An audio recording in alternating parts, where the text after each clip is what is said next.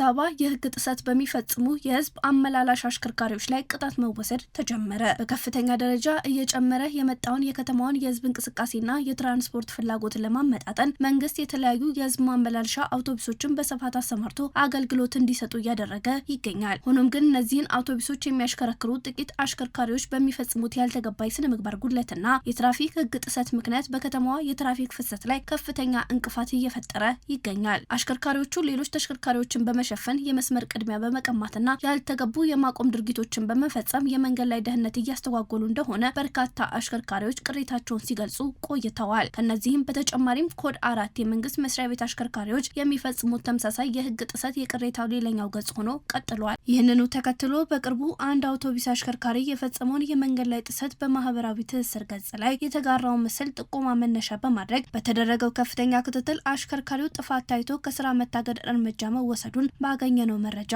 አረጋግጠናል። ይህንን መሰል የህግ ጥሰት በሚፈጽሙ ሌሎች አሽከርካሪዎች ላይ ተመሳሳይ ጠንካራ እርምጃ እንደሚወሰድ ተገልጿል። ከዚህም በተጨማሪ የከተማ አውቶቡስ ኢንተርፕራይዝ ከአዲስ አበባ ትራፊክ ማናጅመንት ባለስልጣን ጋር በመተባበር ሪከርድሪ ከፍተኛ ቁጥር ያላቸውን አሽከርካሪዎች ያቀፈ የስልጠና ፕሮግራም ለማዘጋጀት ማቀዱን ያገኘነው መረጃ ያመለክታል። ሆኖም ግን ከተወሰዱት ጊዜያዊ እርምጃዎች ከተያዙ ስልጠናዎች ባሻገር የኮድ 4 አሽከርካሪዎችን ጨምሮ የተነሱት ቅሬታዎችን በዘላቂ ለመቅረፍ የተያዙ ተጨማሪ የመፍትሄ እርምጃዎችን በተመለከተ ሙሉ መረጃ ለማግኘት ሀሳብ ሚዲያ ወደ አዲስ አበባ መንገድና ትራንስፖርት ቢሮ ተደጋጋሚ ጥሪ ቢያደርግም ምላሽ ማግኘት አልቻለም። ሀሳብ ሚዲያ ጉዳዩን በትኩረት መከታተሉን የሚቀጥል ሲሆን ከመንገድና ትራንስፖርት ቢሮ የሚሰጠውን ሙሉ ምላሽና ዝርዝር መረጃ ይዞ የሚመለስ ይሆናል። እናንተም መሰል ጉዳዮች ወይም ሌሎች ቅሬታ ካላችሁ ኮመንት ላይ አሳውቁን፣ ተከታትለን ወደ እናንተ የምናደርስ ይሆናል።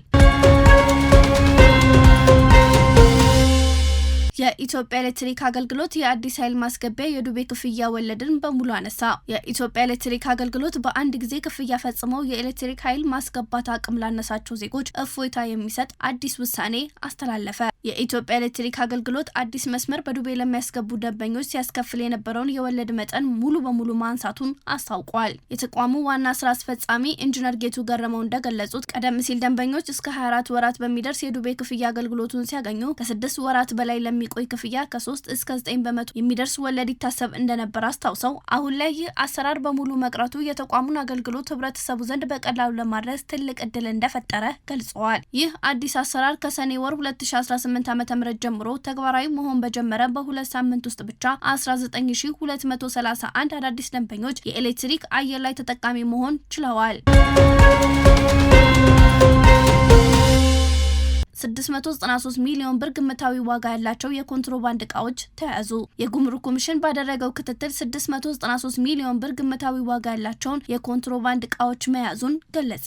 ኮሚሽኑ ከፌዴራልና ከክልል ፖሊስ አባላት ጋር በመሆን ከሐምሌ 23 እስከ ሐምሌ 29 ቀን 2018 ዓ.ም ባደረገው ክትትል የተያዙ 648.4 ሚሊዮን ብር የገቢ እንዲሁም 44.6 ሚሊዮን ብር የሚገመቱ የውጭ ኮንትሮባንድ እቃዎች ናቸው። በቁጥጥር ስር ከዋሉት የኮንትሮባንድ እቃዎች መካከል አዳዲስ ልባሾች፣ ጨርቆች፣ የግብርና ምርቶች፣ ኤሌክትሮኒክስ፣ የተሽከርካሪ መለዋወጫ፣ የመዋቢያ እቃዎች፣ አደንዛዥ እጽ፣ መድኃኒት፣ ማዕድናት፣ ነዳጅ እና የውጭ አገር ገንዘቦች እንደሚገኙበት ገልጸዋል።